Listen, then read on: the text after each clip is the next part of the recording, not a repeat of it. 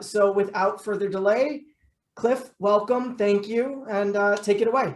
Thank you, Pete. And thanks to SanDisk and thanks to Sammy's. This has been fun. So I've been talking and lecturing for a long time, and I'm not sure if I've worked quite as hard on programs as I have with these Zoom programs. I've told some dear friends that I've kind of fallen into some rabbit holes. I've got a ton of old G-Tech drives at home that I've been going through and coming up with stuff to really depict my points for various classes. The first one was about Flash. The last one was about Flash and continuous. Today's about composition.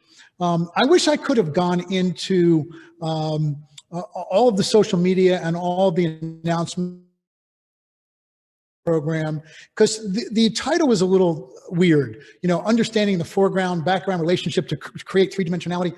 Let's just call it what it is. It's about composition, how to improve your composition. And so I wish I could have been a little less long-winded to Pete when I offered to do this program and we talked about a title.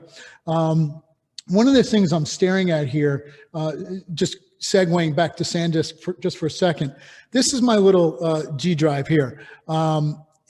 Pete had said I was going to talk about these things. I don't really have to. It does the talking for me. I really mean that. My programs, I put on here, okay? So that if anything happened to this laptop, I could just simply take this, plug it into my iMac, which is over there, just in case. So this is a transfer drive, meaning I take it, I download weddings from my home, I bring it to my studio to put on my server. I travel with these. I also have the one he's giving away. These things are invaluable. To give you a sense of how invested I am in these products, I'm going to say it. I don't have a single G-Tech drive except for this one. I have 70 of them that I got for free. None of them that I get for free. I paid for every single one of them.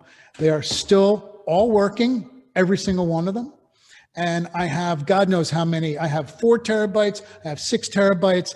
I got a lot of freaking storage from, 1,200 weddings or so. And most of them are stored on these drives. I think we're on drive number 86 is our latest one. Cliff, you just did a wedding this past weekend, didn't you? I did not have a wedding this past weekend. No. Oh. I had a shoot today, but it wasn't a wedding. Oh. But I do back up everything in triplicate on 3 external hard drives. So, this is storage solutions vary from one photographer to the next. My workflow is very simple. I'm using, and actually I'm going to share my screen for a moment. Not for a moment, for a while. I'm going to share it here. And let's see. Share here. Whoops, that didn't work. Share. Where is my Zoom? Oh boy. Let's see. The screen share did work. You're sharing your screen. I am sharing it. Hey, what do you know? Okay, let's do this. Thanks, Pete. All right. I am a proud Nikon ambassador, by the way, and tomorrow night's program is sponsored by Nikon. I also want to throw this out your way. Follow me on Instagram. I post 2 or 3 days a week. I'm trying to get better at that. This is free. The Facebook Cliff Mautner Education Group, it's free. It is free. Did I say it's free? Did I mention it's free? I hope to do another. Right? It's free, man. Oh, I hope to do another boot camp in the fall. So there's a lot of boot camp people that are on this. So this is all my gear, and I'll talk about this in detail tomorrow night. And what I want to talk about is this. This goes into my Z6 II, my Z6, also my D850. This is a CF Express card, which plain and simple is a racehorse compared to my XQDs. It smokes my XQDs. It is my card of choice. I cannot afford the 256. I use the 128. I'm just being honest. So I have 128s. I do not have a 256. I do not want to mislead anybody. So I also use, I have 512s of these. These are SDs. These are my backups. I used to use these in my 750 as my prime cards. This is what I showed you a little bit earlier. And this is Pete, correct me if I'm wrong, it's basically a 1 terabyte portable SSD, which is wonderful. And these Goes up are to the 2 terabytes actually, and that's very 2 soon terabytes. 4 terabytes. Oh, let's see. I have to look. I don't have my glasses on, but I'll see if mine is 2. That's awesome. And these are the backup drives that I use in my studio. Some of them are a little larger than this. Some of them are 4. Some of them are 6. I have a couple old ones that are 2. And these are my storage solutions. So that's a little bit about the workflow. Let's get into the body of this. And what I want to say is there's a lot of images that are old. There's 20-year-old images in here. Tomorrow night, I'm going to, and I hope you join me tomorrow night, I'm going to talk about the need to make timeless images. I'm going to show a lot of old stuff tomorrow night. Some of my favorite old images, stories behind them. I'm going to go through wedding prep. I'm going to talk about how I actually started the whole first look trend. Yes, I'm not full of crap. I really did. I'll talk about that. I'll talk about portraits. I'll talk about family formals. I'll talk about receptions. And I'll talk about moments. And I'll talk about the need for timeless images. So I hope you do join me. I'm actually going to try to take, I'm actually going to take this for a second, move this down here.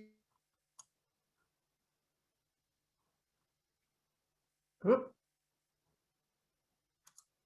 Cliff, I think you muted yourself, or I muted you accidentally. Yes, you did. Okay. All right, here I go. I hate cameras. They interfere. They're always in the way. I wish if I could work with my eyes alone. What does this mean?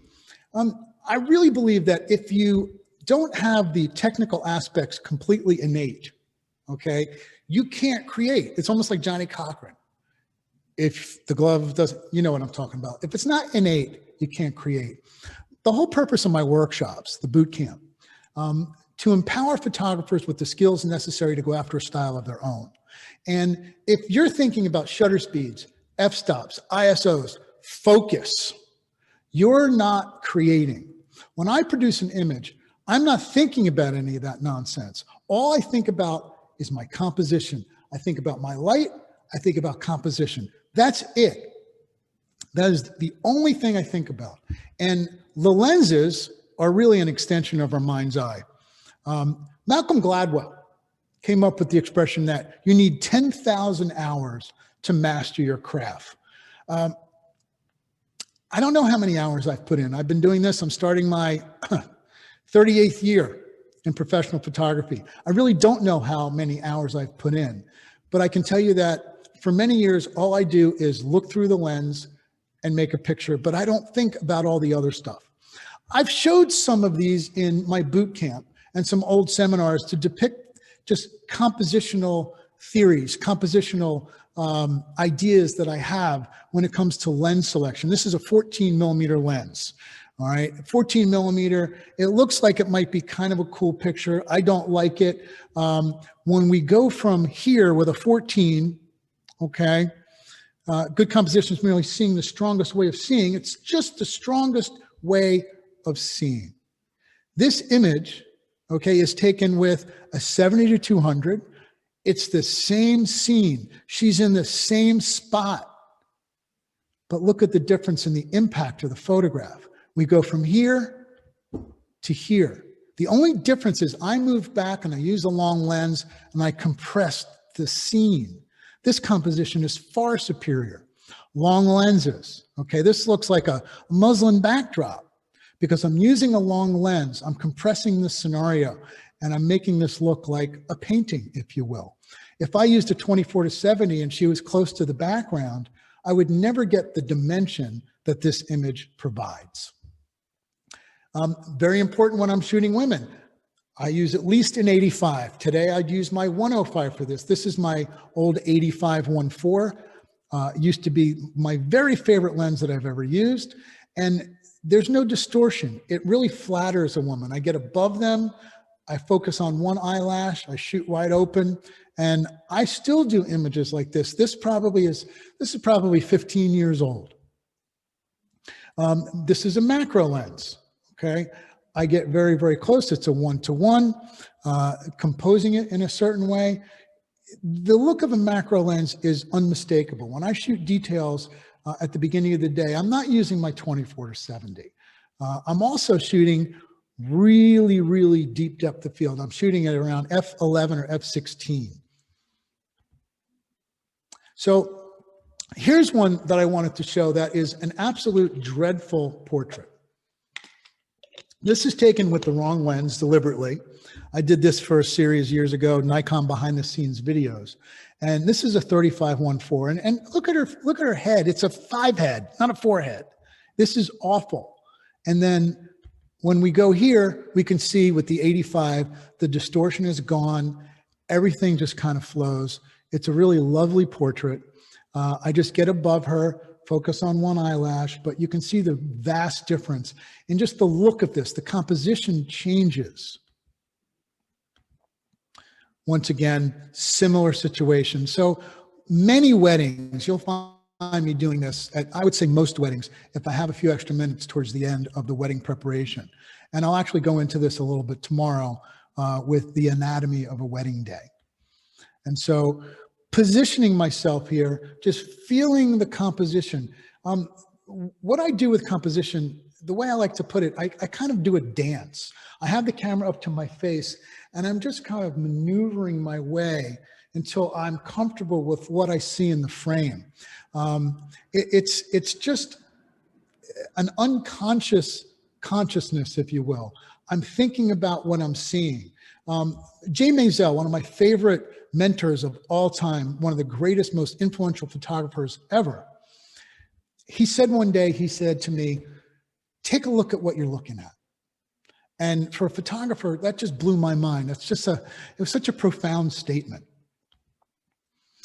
So when I'm thinking about wedding prep, or I'm thinking about portraiture, I'm thinking about many different aspects of not just a wedding day. Today I did a branding session for a men's custom clothier, okay?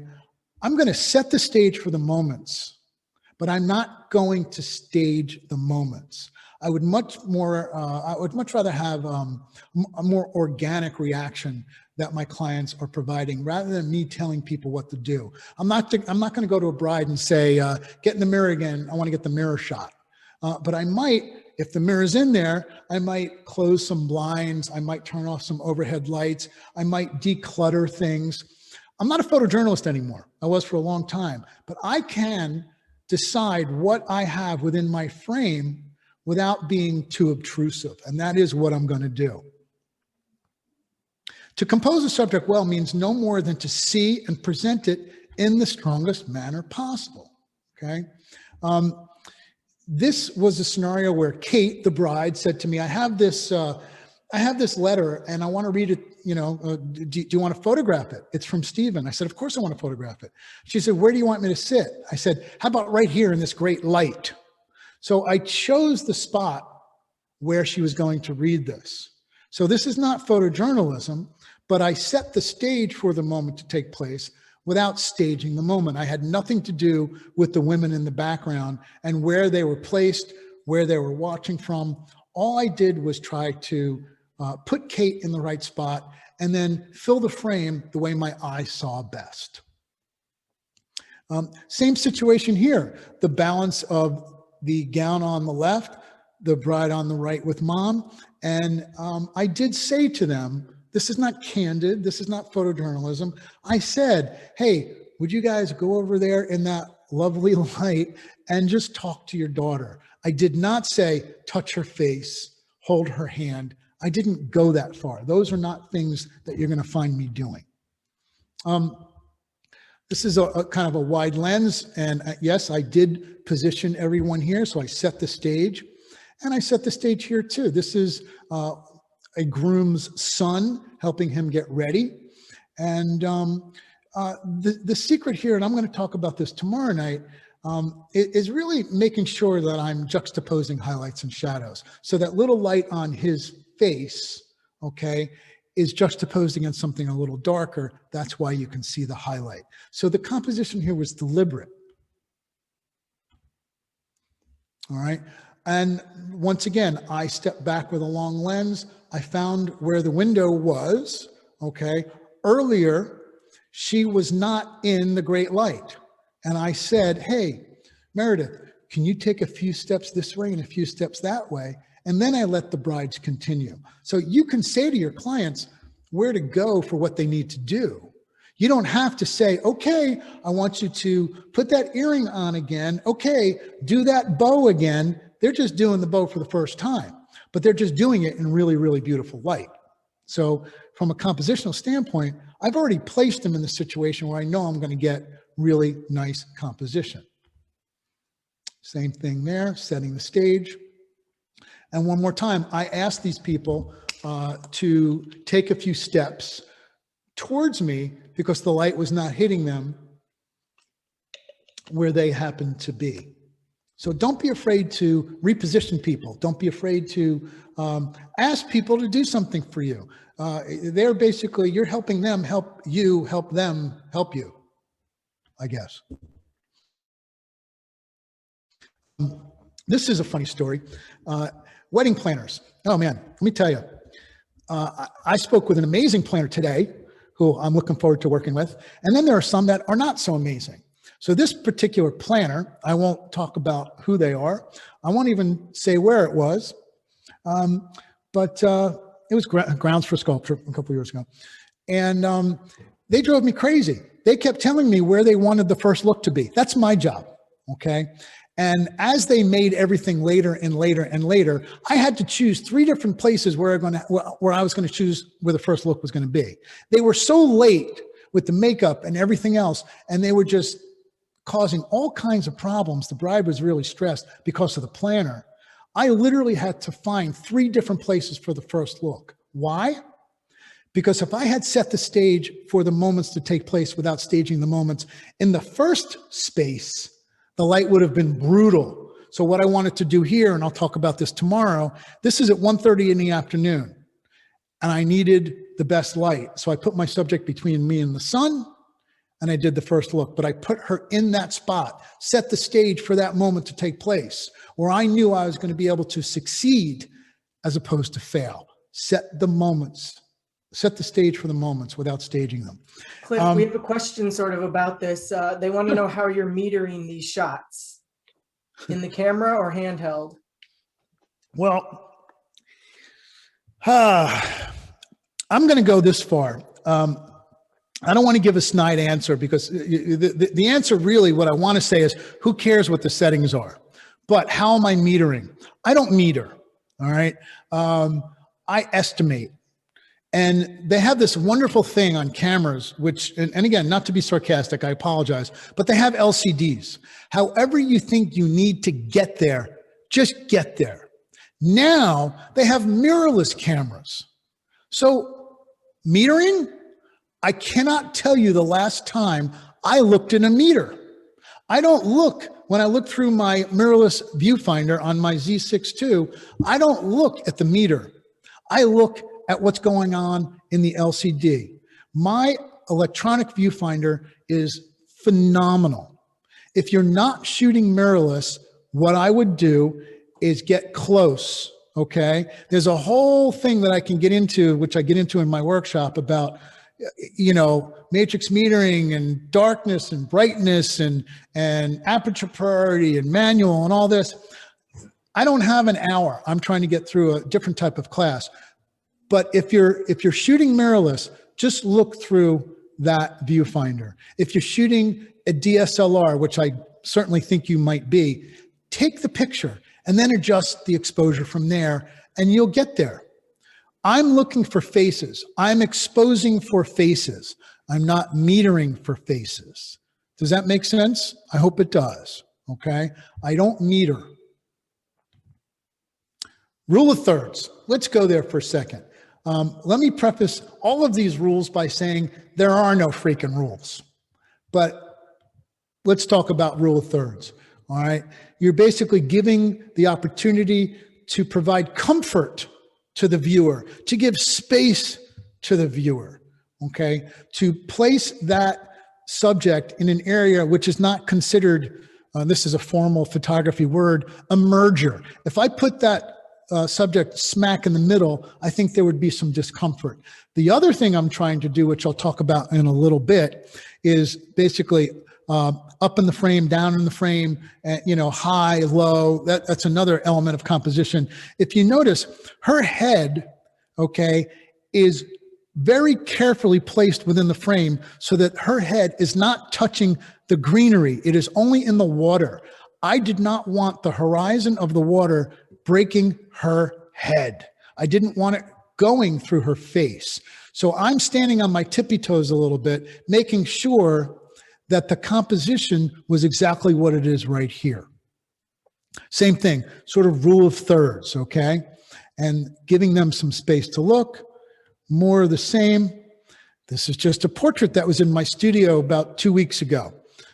This is a wonderful 80-something-year-old man who was looking for an online dating profile. And I couldn't have been happier that I made a nice picture of him. And what a nice man he was. But he was right here in the studio against the wall you see behind me. And again, instead of putting him smack in the middle, I gave him a little bit of space. More of the same. Rules of thirds. All right. Fill the frame. Sometimes I fill the frame. Sometimes I don't. Sometimes when it's called for. I like having elements, and I got this from my wonderful editor, Brian Grigsby at the Philadelphia Inquirer, adding elements at the edge of the frame that lead into the frame. In this particular instance, it's hands. He used to have these amazing images that I would see where there were hands coming into the frame, and they would always lead your eyes directly to the subject. And that's sort of what I did here deliberately. This is an homage to my dear editor, Brian Grigsby from the Philadelphia Inquirer. I love that man. He's like a father to me. And so this is sort of like that. So filling the frame. I could have gone tight here. I could have gone very close to Danielle, our bride here, but I wanted to include the subjects on the right. And this is a perfect example of how some people's empty space is another man's composition. I filled the frame, but I filled it with empty space. That's why there are no rules, okay? I used the element on the right to balance the element on the left. This is sort of extreme composition. Sometimes it works. That's why I'm saying there's no rules. A little bit of balance, all right? Subject, Liberty Tower, okay? Subject, New Yorker building. Another example of balance. This is during a ketubah signing at a Jewish wedding. This is just pure luck. I didn't stage this, but I was a little bit wider, and with another lens, I was a little bit too tight, where I could have only chosen one or the other. So I backed up with the longer lens, and I believe this is my old 85, and I chose to include everybody in this frame. Again, balance. You know, it was a conscious decision to put all of this into the frame. They balance out the frame nicely. I also had made the determination to sort of include that little arch above. And if I had cut that arch off, I think it would have been a really bad merger and would have been very distracting. So I decided to include everything from a compositional standpoint. Again, more balance, you know, 2, 2, 1, 1, reflections, all balancing out. You know, this is kind of the quintessential example of balance. And this is totally staged, obviously, placing them in this red room here. Okay, more balance. We got the glasses balancing things out. We got the faces balancing things out. This is an 85-1-4 blowing out the background to smithereens. I really like this picture. I love the realness. I love the organic nature of it. This was a wonderful wedding in Lexington, Kentucky. Just an amazing couple. And yes, so those that are watching on a phone, if you could, try not to use the little pencil tool and scribble on your screen. It's going to happen. I didn't catch that, Cliff. Thanks for pointing it out. I'll erase it now. It's okay. It's all good, brother. It actually just makes me laugh now. It knows that someone is really screwing with me. It's all good. There we go. Scribble. Nice. Tell you what, it's not going to bother me anymore. It's all good. Balance. You know, they were having these little whispers with one another, and I was just focused on the girls on the left, and these girls on the right just kind of came in the frame, and I chose a different lens. This was my 35, and I balanced things out compositionally. More balance. I really love this picture. You know, it's right after the wedding prep. This is the father of the bride talking to the bride. Talk a little bit about juxtaposition. Two acts of placing two elements together with contrasting effect. Okay, this is a very famous photo called Steerage by Stieglitz. And if you see this is on a cruise ship, and you can see steerage below, which are the, I guess what used to be called the peasant level. And of course, the upper crust is in the upper tier. The juxtaposition of the two was brilliant. And back in the day, this really was still is a powerful image because of the contrast, the comparison, poor, rich. It's really a very, very powerful tool when talking about photography. I love this image. This is, I would call this a very quiet image for me. This is right before a ceremony, okay? And what you have going on here is real juxtaposition. All the way to the left, and I'll just call this irrelevant. That's what this is, to me, that's the title of this image. All the way to the left, you have the stepfather of the bride who was not walking his stepdaughter down the aisle, all right? You have the rabbi who's just basically waiting for the ceremony to begin and is taking a seat. You have the grandmother of the groom who just, you know, I think she's just waiting for cocktail hour. You have the caregiver of the grandmother of the groom who is just waiting for everything to be over. And then you have the husband of the caregiver of the grandmother of the groom looking at his watch. He can't wait to go home. So all of this going on, it's a wonderful story in one frame. And, you know, from a compositional standpoint, I think it works really well. And I'm still very proud of this image. And I guess maybe you just had to be there. Juxtaposition. Who doesn't love a horse with allergies? But, you know, the delicacy of this bride and just her beautiful, soft look, her, you know, her flowing hair and her soft, lovely porcelain skin getting sneezed on by a horse with allergies. There's something really cool about this juxtaposition that I still get a kick out of this day. It still makes me laugh. While this is not contrasting, it is equal juxtaposition. It is generational juxtaposition, mom and daughter, almost looking exactly the same. And it's just serendipitous. This image is on film. This is about 20 years old, this image. This is absolutely film. And this is probably 1998, I believe it was. Talk about juxtaposition. We've got the story behind this. We have the bridesmaids. Obviously, it's during either the Eucharist or right after. They are all on their knees, and it's a very quiet, solemn moment in a Catholic ceremony. And all the bridesmaids are facing one way. And this is the father of the bride on the left, the grandfather of the little girl in the middle.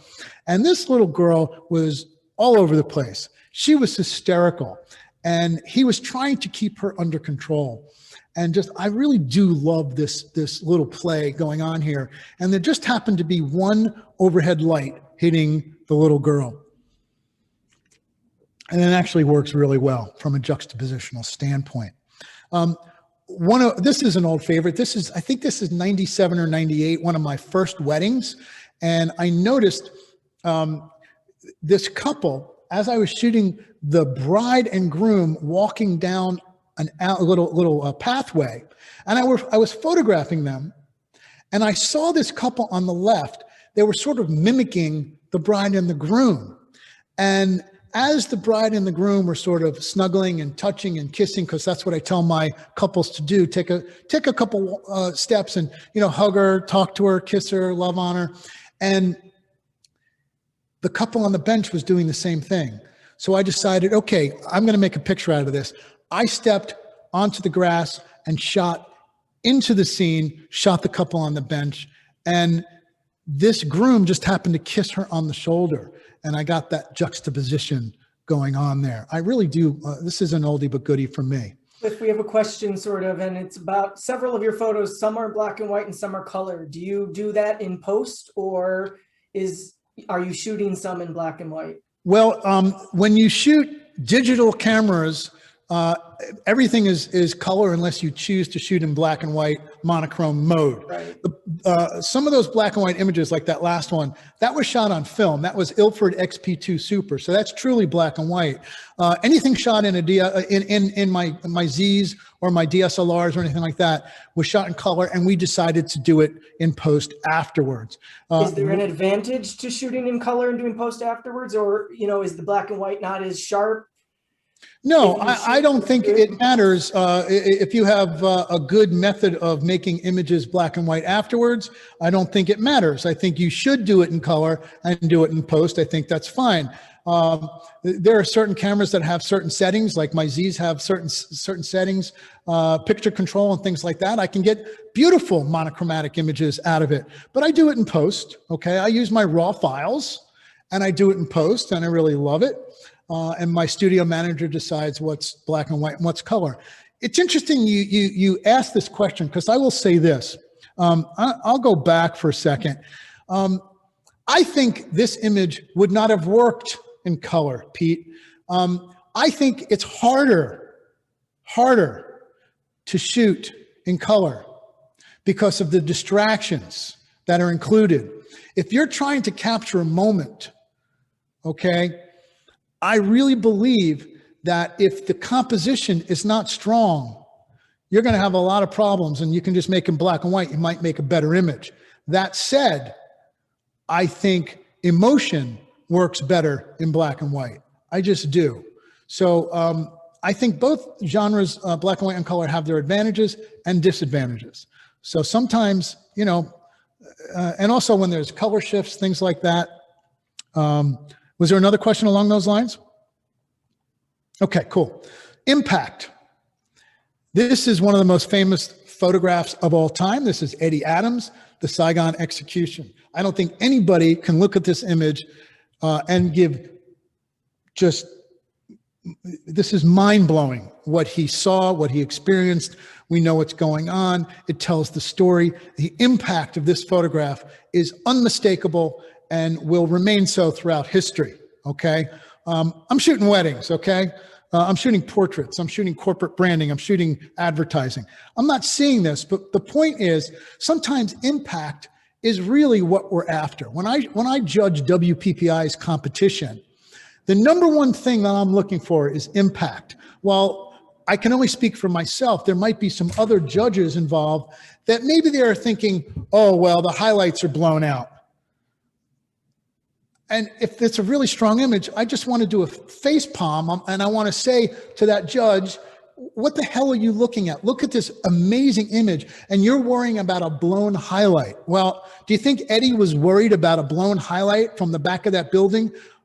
I don't think so, okay? Tank Man, Jeff Widener. This is unmistakable. Impact from Tiananmen Square. Impact. So storytelling. Provide the viewer with information with your composition, with your impact of your storyline. This is one of the most famous photographs from one of the most famous visual stories of all time from W. Eugene Smith. Okay, we know what's going on here. The same thing should be said for some of our images. Storytelling, impact. These are Holocaust survivors. They were, the wedding was taking place, it was their grandson, was taking place in an Orthodox synagogue that had a Holocaust memorial there. Well, duh, hello, Mr. and Mrs. So-and-so, would you mind if I did a beautiful portrait of you in front of that? Now, I asked in a very solemn way, in a very respectful way, and I composed it in a very vertical way.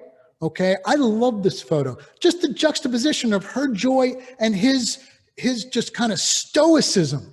I love this picture, and I love the story that it tells. Storytelling. this was a really difficult moment for me because I shook when I took this picture. I literally shook because of the emotion that I was capturing.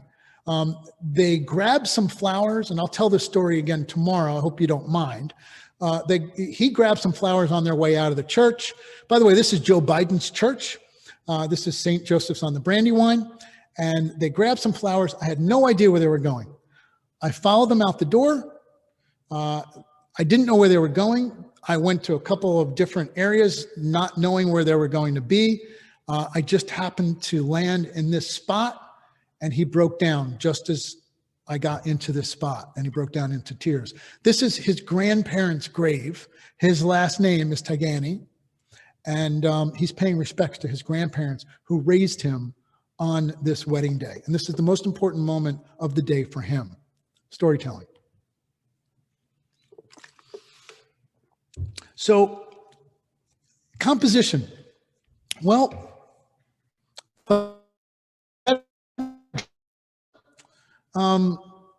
I take a lot of crap out of this photograph, but the impact of this photograph is so strong from the moment that's taking place.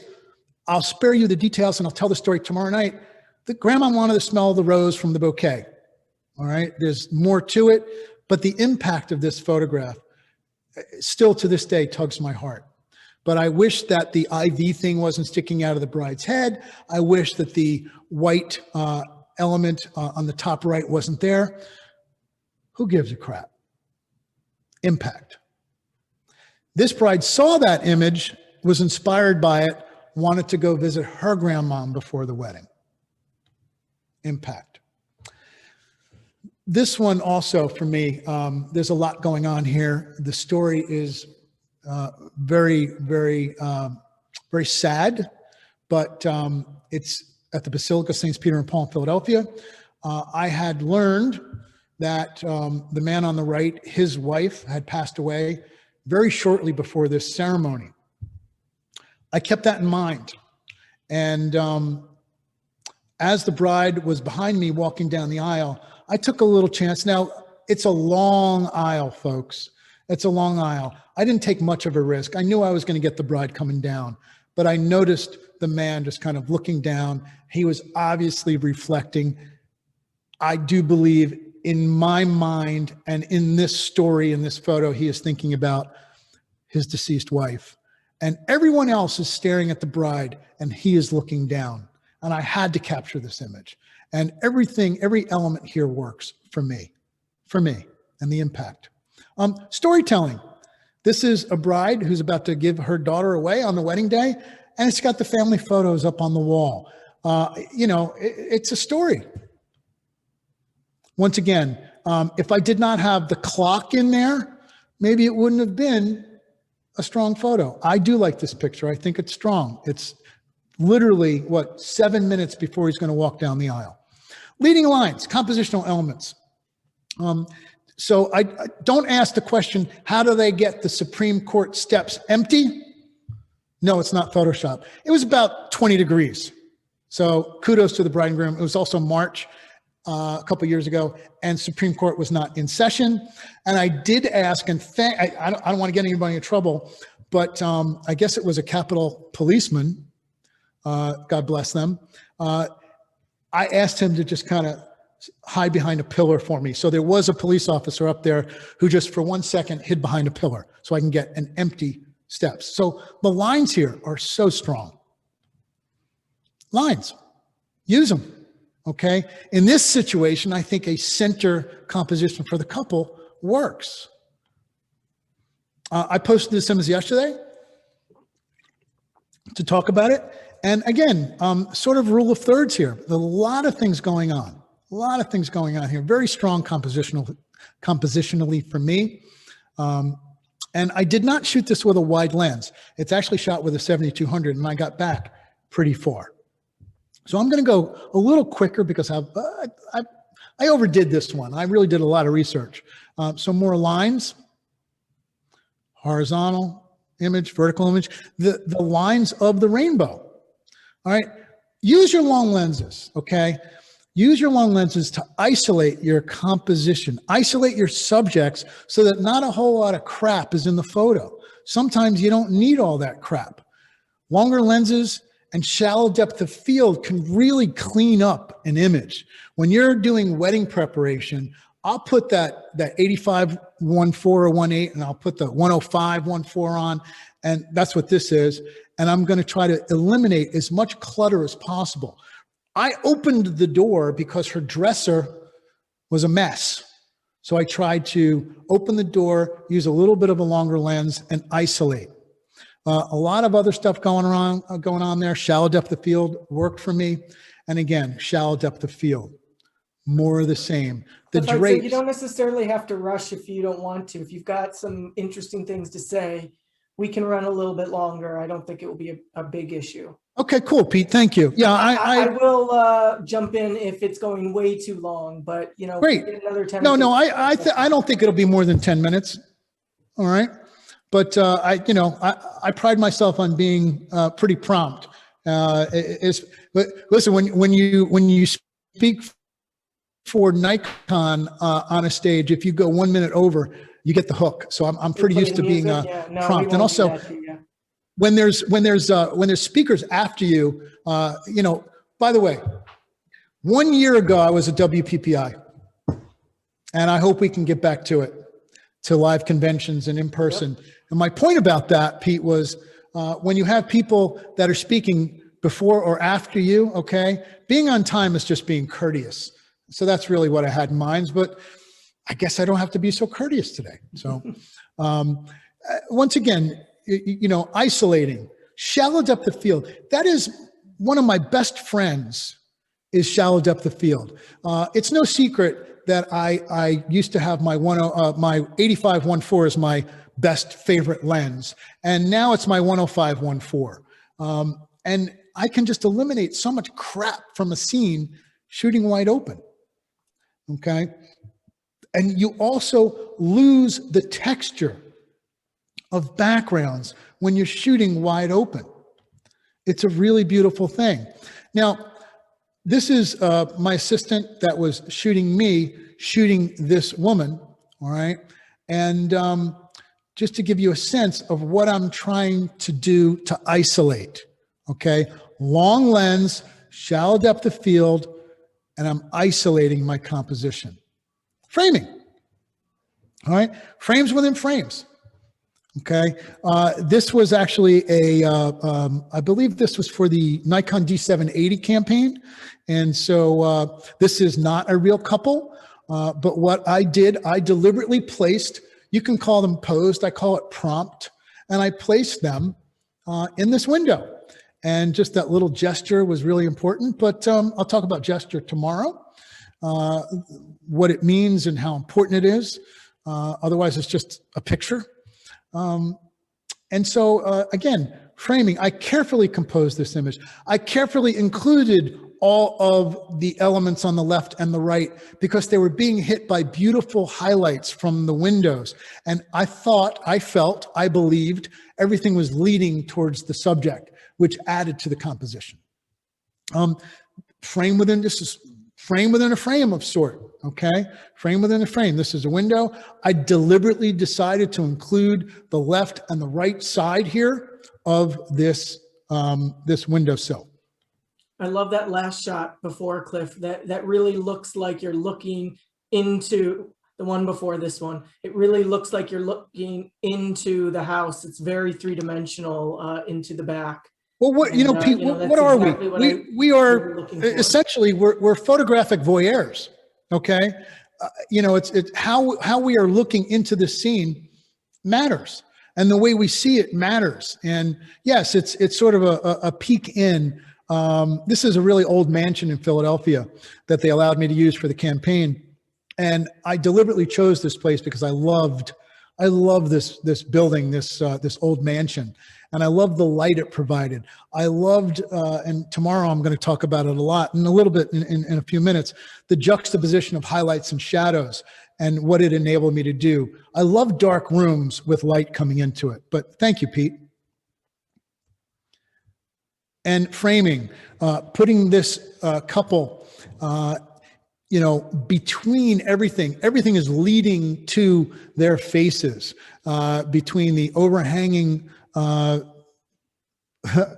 don't know what, just the flowers, I suppose, branches, shrubs, whatever.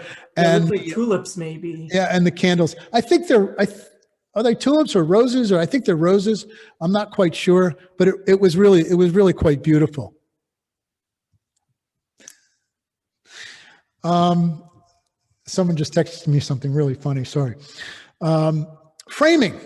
I actually really like this one too, where very carefully placed this subject.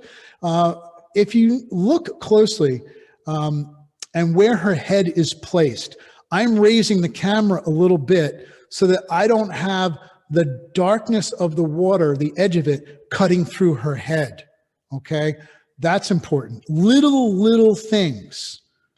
And I'm going to get to the three-dimensionality element in a few minutes, thus the silly name for this seminar. Just the framing. This is just outside of a bride's room talking to her dad. Pete mentioned it before. I like to think that sometimes we are just kind of taking a peek and being voyeurs in not a creepy way either, by the way. Photographic voyeurs, documentarians telling stories about our clients, and they don't even know we're there. There's an unobtrusiveness. And tomorrow night, I'm going to talking about the fact that we are unobtrusive. We are not invisible. I want to point that out. But I'm outside of this woman's bedroom where she grew up, and she's talking to her dad. Very, very close relationship here. I like this image, and I like the way it's composed. Okay, shooting through stuff with a shallow depth of field, framing it. Oh, I lost that one. There we go. Frame within a frame. I did not place them there. They just happened to place themselves there. But instead of going tight, I used the windowsill as a compositional element. Okay. To me, accidentally, this might be the very best image I have ever composed from a wedding. Okay. It has been described by judges that gave it a grand award at WPPI, described as a very Rockwell moment, right? Norman Rockwell, very Americana. And I had to decide how I was going to make this picture. All right. So I stepped out of the hallway so I didn't get so tight. And I was using a 24-70, and I used the frame of the doorway to create a frame of what's going on here. And I also used the elements of the paper stuff above them to create the frame. The steps leading into them, the gesture of the father, the surprise of the little girl, the sisters coming down the steps. And your eye just goes round and round and round. My buddy, Parker Pfister, when I was speaking to him about some of the things he'd seen, I didn't know that this was going to win an award, but he said, you know, I saw an image today that blew me away. Your eye just goes round and round and round, and the composition was just beautiful. I didn't know he was talking about this image. So I'm very proud of this image. And the truth is, we're only as good as our clients. They gave me this image. I just happened to be there, and I stepped away and I composed it in this way. Framing, more framing, framing, framing. It's a strong compositional element. If they had been juxtaposed against a building, you wouldn't see the silhouette. Simplicity, probably the most powerful compositional element.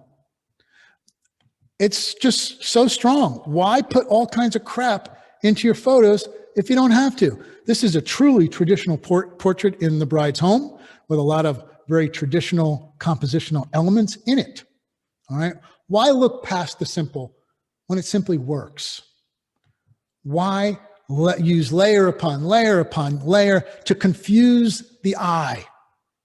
Go right at it. Stop trying to be so clever. It works. Simple, powerful. No worries. This is something that I talk about with my workshop students when I'm trying to critique seeing three-dimensionally. Foreground, subject, background. If there's no foreground, there's subject, background. If their heads had been merged with the molding of the window, it's not a picture. It's a merger. It's a distraction. Avoiding these mergers. Shobha Narayan, one of my favorite brides of all time. I did some other photos of her. And by the way, that's just the sun hitting. I didn't light the Hudson River. So if her head had been in the sky, it would have been a terrible picture. I had to get on my toes again because I'm short. Once again, no mergers. Avoid the mergers. Okay? On the right, there's a merger. It's a mistake. I wish he had gotten closer to her. I'm showing you my mistake here. Okay? Frame, no merger. All right. Oh, back this one here. There was a light behind her. I hid the light with her head. I didn't want the light. Every time the light started showing up, I had to dance with the composition to make sure I didn't get the light exposed because my eye would go right to it. So your angle of view matters. I decided that I wanted the lights here. I got very low to add impact to the moment, okay? I squatted all the way down here in the Kimmel Center to get this photograph so that I can include the seats the way they were. I wasn't going to stand up. I wanted to get down to grandmom instead of shooting this at eye level. It matters to your composition. Again, I didn't want this, this pattern hitting her head. My man Shaq, who is one of my favorite subjects, I was shooting commercial stills, okay? And I had to work around film cameras, these video cameras, they were doing commercials, and I had to work around them. It was much more important for them to get the motion than it was for me to get the stills.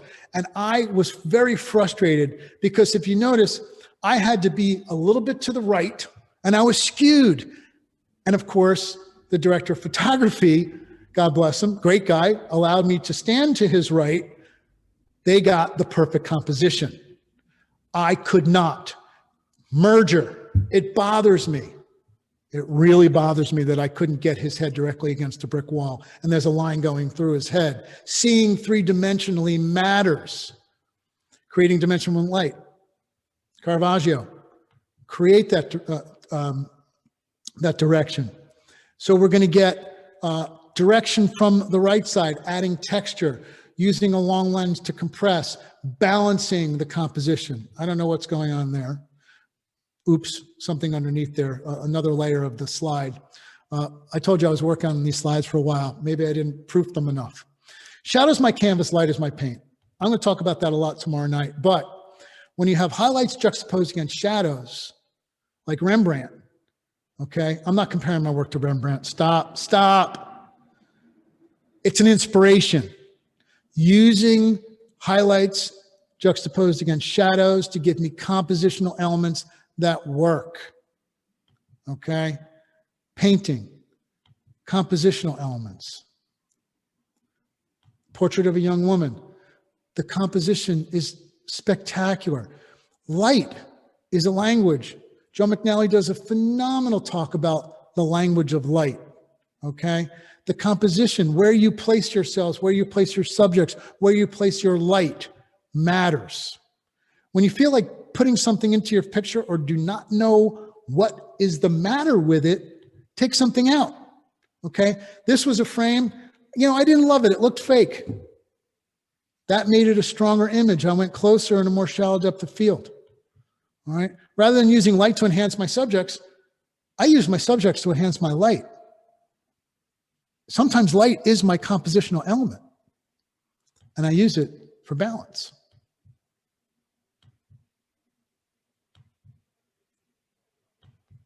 Light is all part of composition. More Rembrandt. Paint with the light. Use it as a powerful compositional tool. If you want to make a photograph look more interesting, light only part of it. Dave Black, who's going to be speaking for Sammy's and SanDisk, is the one who told me that. He's brilliant. Watch him.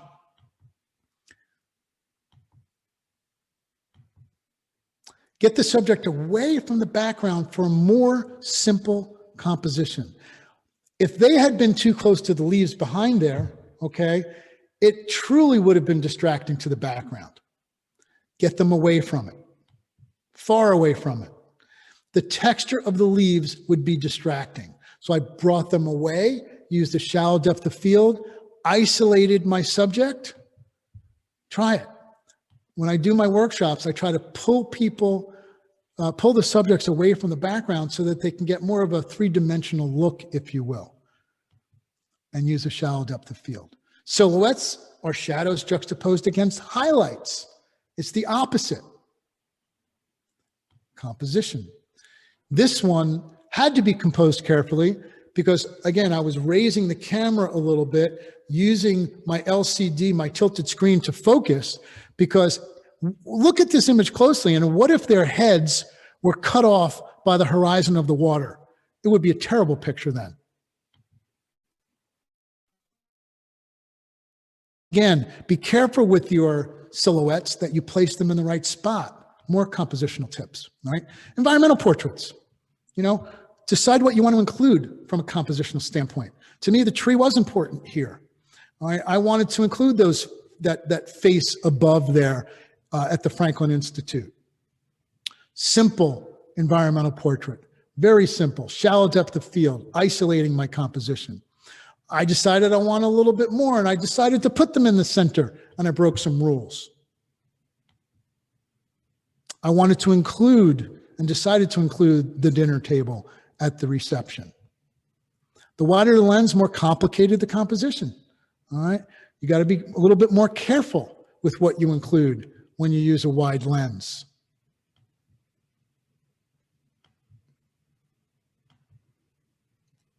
I didn't chop heads off. Reflections. Sometimes they can really add to a photograph. An oldie but goodie. I'll talk about that tomorrow night. Reflections are very strong, really brings your eye to the subject. Sometimes reflections are stupid, like this one. I could have kicked myself. This is what I would call a gratuitous reflection. I put it in there deliberately because I'm almost ashamed of it. Why? Ask yourself the question, why? So when I see so many gratuitous reflections on Instagram or whatever, think to yourself, does the reflection make the image stronger? And in this situation, no way. It's just kind of dumb. Sometimes a crop can make a difference. I'd rather crop in camera though. So I very rarely crop, but sometimes it does make a difference. This is cropped in camera. I deliberately chopped off their eyes. I wanted to focus on the hands, okay? This is a deliberate crop. I had a little wider to get the entire painting, and I brought it in. And sometimes there's no rules.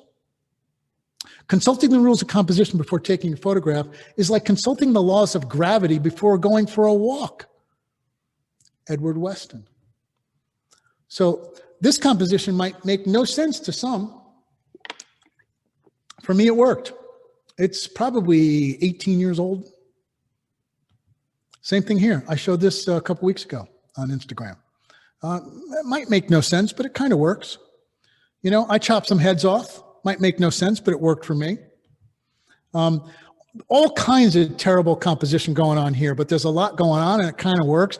The lines are skewed and it's, you know, it's graphic though. I don't necessarily love it, but there's a lot going on. So this one here, I actually cropped it and I think it's much stronger here. So I did not crop in camera. So sometimes a crop will work. Much better composition there. So inspiration. I get my inspiration from films, okay? I get my inspiration from TV shows, House of Cards, brilliant film. This is Raging Bull. Jim Jarmusch, one of my favorite directors. This is Eisenstadt. You know, this is not an Eisenstadt, this is me, but inspiration. I'm inspired by those unbelievable greats. And I promised a couple of people from my Cliff Mautner education group, I'd do a couple quick critiques finally, okay? This is where impact comes into play, because as a merger, that white line of the table going through their heads really doesn't work for me. But the fact that this is what's called a chassantish, it's a tish at a Jewish wedding, I know what it is. It's a wonderful, joyous moment, and it works because of the impact, okay? This is a recessional, very powerful, lovely composition. I love what's going on here. Even though that we didn't give much room for the viewer to see the subject leaving the frame, we know that they're leaving, okay? It's a recessional. Just missed because the line from the drapes is going through their faces a little bit. If they would have just moved them back just a little, you'd have a stronger image, okay? A good composition is creativity cleansed of the irrelevant, all right? Let's look at this one, which is quite a lovely silhouette, okay? So, but I want to point out that I think I improved it. I could be wrong, and you might say no, but I cropped it. Might be blasphemy to the maker, but I cropped it there. And I think I made a stronger image with it. I used the tree, I used the subject, I balanced rules of thirds of sort, balance of sort. You got the sheath coming in from the right, leading in. I think it's better. This is a beautiful portrait, by the way. Lovely maternity photo. And then same thing here. She's smack in the middle. So what did I do? I took a little bit of that out. Maybe it's better. You might say, nah, Cliff, you're wrong. And then here, seeing three-dimensionally. You needed to see three-dimensionally here because that horizon line is just chopping through their heads. If you had just raised the camera just a little bit, you'd have avoided it. This one's a tough one for me because I don't know where to put this subject, okay? I think this is a lot of tarmac, for lack of a better word, and I think it is a little distracting, and I think there is a horizon line going through and cutting off her neck. So there's problems compositionally for me with that. Maybe I would have gotten really low to avoid the tarmac. I'm not quite sure. Now, strong image. We know what's going on. It's got impact. Long lens, shallow depth of field. We got the subject away from the background. It works. And someone threw this in there. I'm fine with double exposures. I think this is lovely. It works for me, and I like most of them. Some of them don't work. This is really nice. And then it's not a compositional issue. This is a shutter speed issue. There is some blurring. So I just thought I'd critique it. They took the time to send it in. There is motion. There is movement on the face. This is beautiful. I love what they chose to light. I like the composition. I like the gesture. Lovely. This one to me, same subject. Be careful with your softening of the skin with the forehead. Not enough light. It's flat. I'm not crazy about the tree going through the groom's head. I would like to see the groom a little bit more. Lovely use of framing. Very nice. Lovely use of framing. Okay. For me, the subject is always more important than the picture. I'll talk about this image tomorrow night. Creativity is more than being different. Anybody can plan weird. That's easy. What's hard is being as simple as Bach. 5 more minutes, by the way. Making the simple awesomely simple. That is creativity. I'm going to preach for a minute, folks. I am tired of seeing images win awards where it's like, where's freaking Waldo? You got layer upon layer upon layer upon layer, frivolous layer, and the subject is irrelevant. It's graphic, cool picture, good eye by the photographers. I appreciate images like that. But does it say anything about our subject? Will it be timeless? I guarantee you it won't be. So one of the rules of composition was juxtaposition. I'll call this juxtaposition. Questions, Pete? We have a a few questions, but a lot of it relates to the gear you use. So I've been sort of telling people to come to tomorrow night's event where you're going to talk a little bit more about what gear you use, what lenses you use, things like that. So And I'm going to leave that there. And I will. Yeah, there'll be a lot of gear talk, a lot of tech talk. But, you know, I'm really going to talk about timelessness and the importance of it. And, you know, didn't mean to get preachy before, but, you know, I think it's important. I think some of these images that we see graphically, they might be kind of cool, but what do they say? What do they say about the clients? There's no moments in there. They're just most of the time, they're just, I don't know, meaningless. So I don't know, maybe I'm dead wrong. All right. Well, thank you, Cliff. That was a wonderful presentation.